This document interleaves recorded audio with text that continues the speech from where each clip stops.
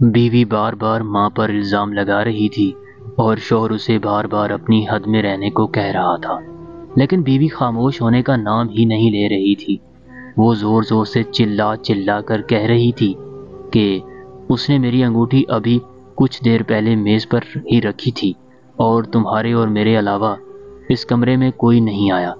انگوٹھی ہو نہ ہو ماں نے اٹھا لی ہے۔ جب معاملہ شوہر کی برداشت سے باہر ہو گیا تو پھر اس نے اپنی بیوی کے گال پر زوردار تھپڑ جڑ دیا۔ شادی ابھی 3 ماہ قبل ہی ہوئی تھی۔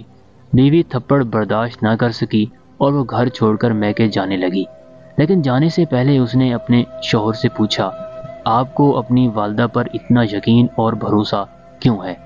پھر شوہر نے جو جواب دیا اسے سن کر دروازے کے پیچھے کھڑی ماں کا دل بھر آیا۔ شوہر نے بیوی سے کہا، اس کے والد کا انتقال اس وقت ہوا جب وہ بہت چھوٹا تھا۔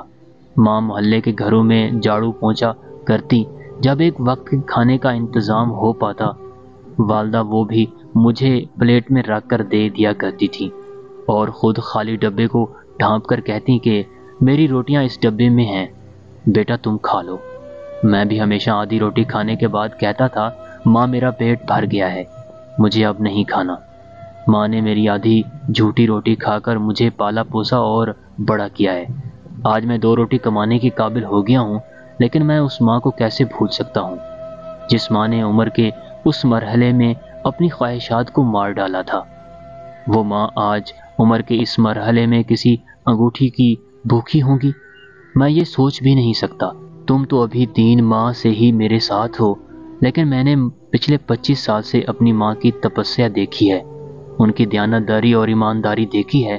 تمہیں جہاں جانا ہے جاؤ، میرے لیے میری ماں ہی سب کچھ ہے۔ یہ سن کر ماں کی آنکھوں سے آنسو چھلک اٹھے۔